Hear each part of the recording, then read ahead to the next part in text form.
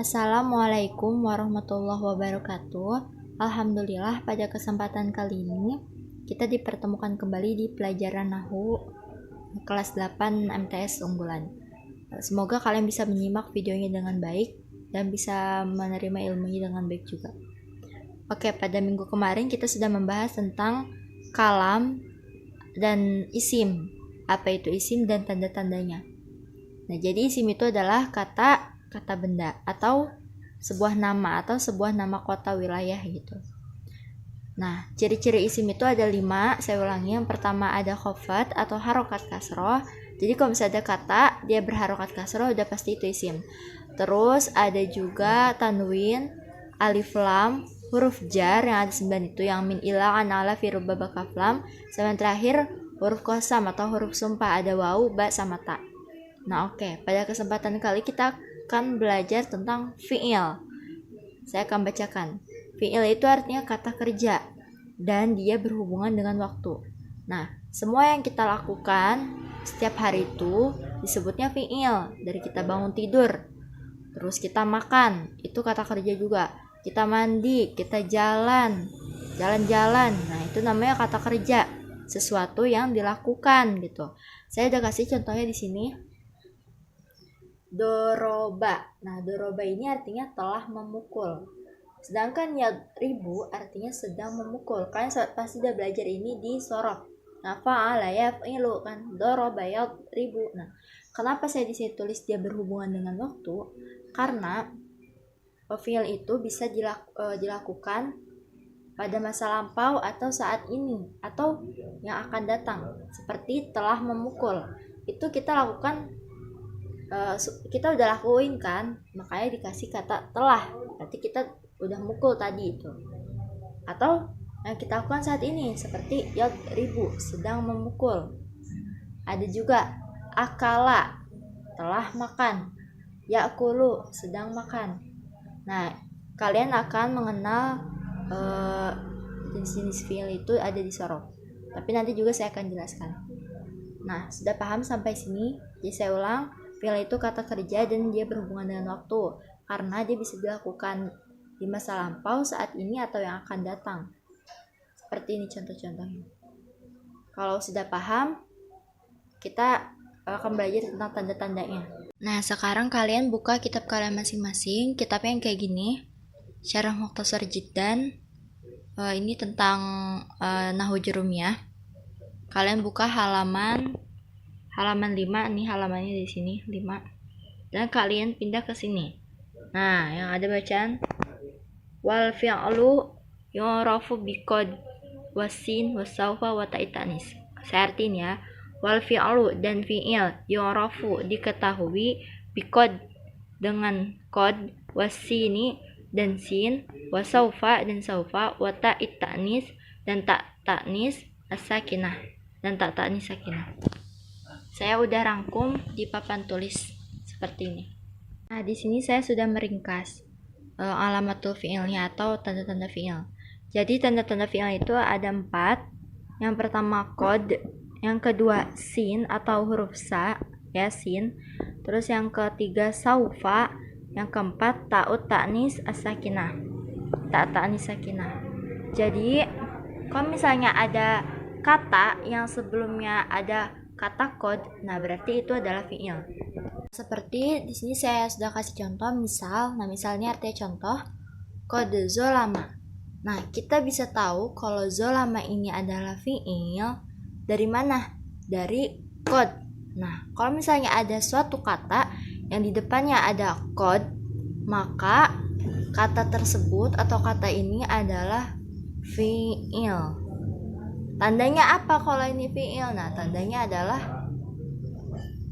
adanya kata qad ini. Maka dengan adanya kata qad ini, maka setelahnya adalah fi'il. Gak mungkin setelahnya adalah isim. Gitu, karena qad adalah tanda untuk fi'il, bukan tanda untuk isim. Sama seperti sini ada qad yaqra'u. Nah, kita bisa tahu kalau ini fi'il dari mana? Dari ini kata qad ini. Maka setelah qad pasti fi'il, gak mungkin isim.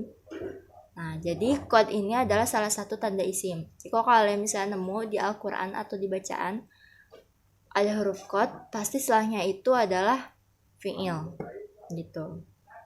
Paham? Nah, yang kedua, sin atau huruf sa. Misal, contoh, sayaqulu. Nah, sayaqulu.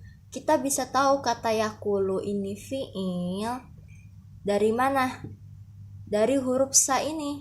Nah, karena ada huruf sa, maka setelah huruf sa ini adalah fi'il. Nah, sa ini artinya menunjukkan akan. Maka sayaqulu artinya dia akan berkata. Kan kalau yakulu, qala yakulu artinya kan dia berkata. Kita tambahin sa depannya, maka artinya dia akan berkata. Jadi sa ini termasuk salah satu tanda isim. Nah, yang kedua saya kasih contoh satazhabu. Kita bisa tahu ini tazhabu, kata tazhabu ini adalah fi'il dari mana? Nah, dari huruf sin ini. Karena ada huruf sa, maka depannya itu fi'il. Jadi kalau jadi nggak ada kalau misalnya ada huruf sa depannya isim gitu. Karena sa ini adalah milik tandanya si fi'il. Nah, yang keempat ada saufa. Oke. Contohnya, saufa ta'lamun. Kalian pasti pernah dengar kan kata saufa ta'lamun ini ada di surat apa? Surah At-Takasur. Kalla saufa ta'lamun. Nah, jadi saufa ini masuk ke dalam tanda fi'il. Ta'lamun ini kita bisa tahu kalau dia fi'il itu dari mana? Dari kata saufa. Oh, dia depannya ada saufa. Maka setelah kata saufa itu adalah fi'il. Gak mungkin di depan saufa itu isim. Sedangkan saufa sendiri itu sama artinya akan juga, tapi dia akan yang waktunya lama gitu. Misalnya saya bilang saufa azhabu, saya akan pergi, tapi nanti tahun depan apa kapan gitu. Jaraknya lama, sedangkan ini jaraknya dekat. Nanti saya akan jelaskan lagi. Jadi seperti itu. Jadi kalau misalnya ada kata sebelumnya ada saufa, nah berarti kata ini adalah fi'il karena depannya ada saufa. Paham? Oke, paham ya. Nah, yang terakhir ada ta'ut ta'nis sakinah. Ta'nis sakinah. Ta'nis sakinah itu apaan sih? Nah, ta'nis sakinah itu artinya tak yang menunjukkan bahwa kata tersebut adalah fi'il, perempuan. Seperti di sini contoh nasorot. Nah, kita bisa tahu kata ini adalah fi'il dari mana? Nah, dari sini nih ada namanya ta'nis sakinah. Nah, ini disebut dengan ta'nis sakinah. Artinya tak yang menunjukkan kalau dia perempuan. Kan nasorot sendiri artinya apa?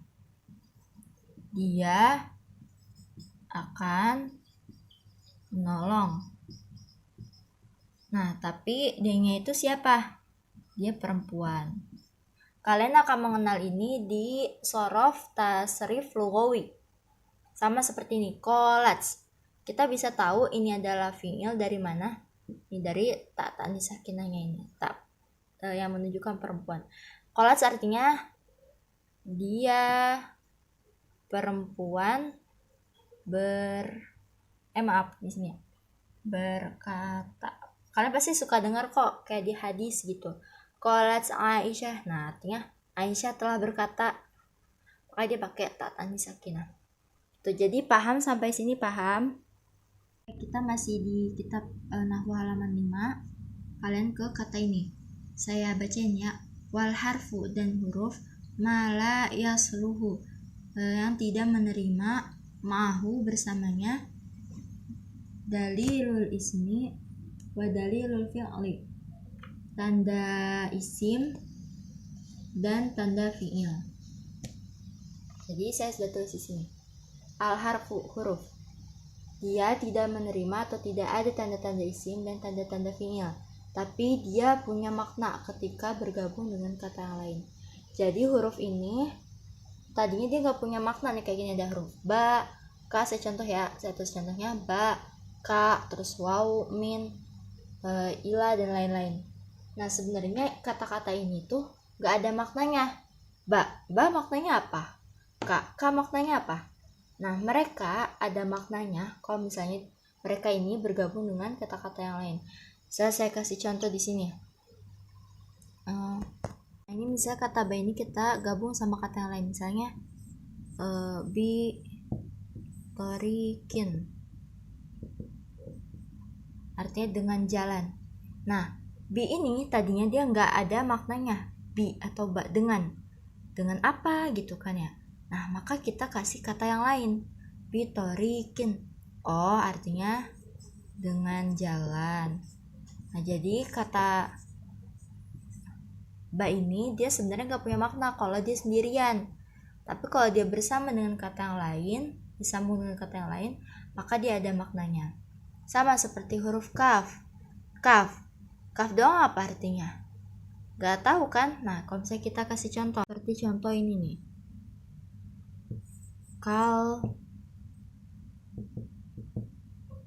kalbaiti.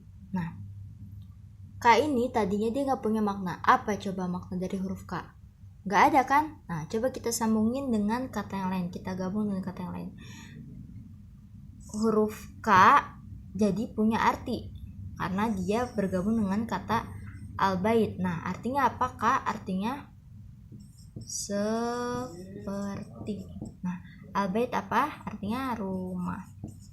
Jadi kalbaiti artinya seperti rumah. Nah, maka K ini berarti dia punya makna kan? Seperti, oh, K ini ternyata dia punya makna seperti ketika bergabung dengan kata yang lain. Sama kayak huruf wau. Wau apa coba? Gak tahu kan gitu maksud maknanya apa huruf wau. Dia punya makna kalau misalnya dia bergabung dengan kata yang lain. Misalnya wa anta. Oh, wau ini artinya dan. Gitu. Karena dia bergabung dengan kata ini. Jadi seperti itu teman-teman, adik-adik. Semoga kalian bisa paham dengan yang saya jelaskan. Kalau kurang lebihnya mohon maaf kalau ada kesalahan-kesalahan selama saya melangsungkan video ini. Wabillahi taufiq wal hidayah. Wassalamualaikum warahmatullahi wabarakatuh. Silahkan dicatat apa yang saya sampaikan di video ini dan kalian rangkum. Jika ada yang kurang paham, silakan ditanyakan.